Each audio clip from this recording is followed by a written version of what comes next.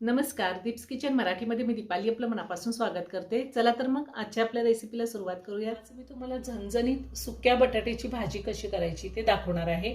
तर त्यासाठी आपल्याला काय साहित्य लागतं ते आपण पाहणार आहोत। सुक्या बटाट्याची भाजी करण्यासाठी मी इथे 2 मीडियम साईजचे कांदे कट करून घेतलेले आहेत। 1 मीडियम साईजचा टोमॅटो कट करून घेतलाय। अर्धा चमचा मोहरी, अर्धा चमचा जिरे, 1 चमचा आलं लसणाची पेस्ट, पाव चमचा हळद, 2 ते 3 चिमूट मी हिंग घेतलाय, 7-8 कढीपत्त्याची पानं, 1 चमचा लाल तिखट घेतलेले, अर्धा चमचा गरम मसाला, चवीनुसार मीठ, थोडी कोथिंबीर लागणार आहे आणि 5 मीडियम साईजचे बटाटे मी उकडून कट करून घेतलेले। भाजी करण्यासाठी आपल्याला तेल लागणार। मी गॅसवर कढई ठेवली, त्यामध्ये 2 चमचे तेल घातले। तेल गरम झाले, त्यात मोहरी घालते मी।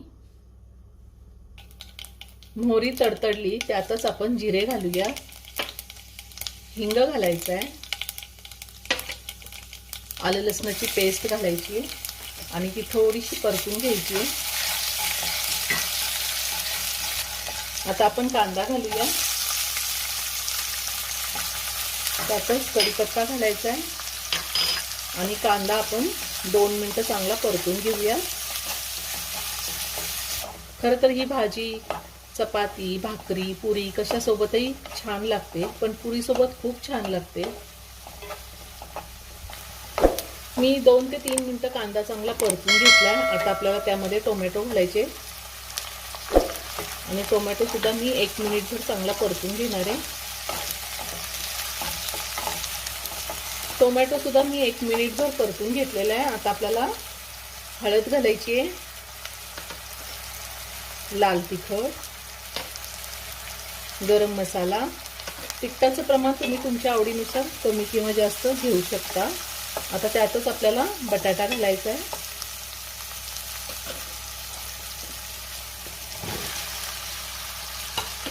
चवीनुसार मीठ घालूया आणि हे सगळं व्यवस्थित मिक्स करून घेऊया। आपण जर रात्री बटाटे उकडून ठेवले तर सकाळी टिफिनसाठी सुद्धा ही भाजी झटपट होते। मी बटाटा सगळा व्यवस्थित मिक्स करून घेते।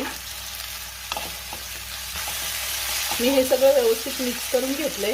आता गॅसची फ्लेम मी लो ठेवून 2 मिनिटं झाकण ठेवून एक वाफ काढून घेणार आहे। 2 मिनिटं झालेली आहेत, मी झाकण काढते। आपली भाजी तयार करून झाली आहे।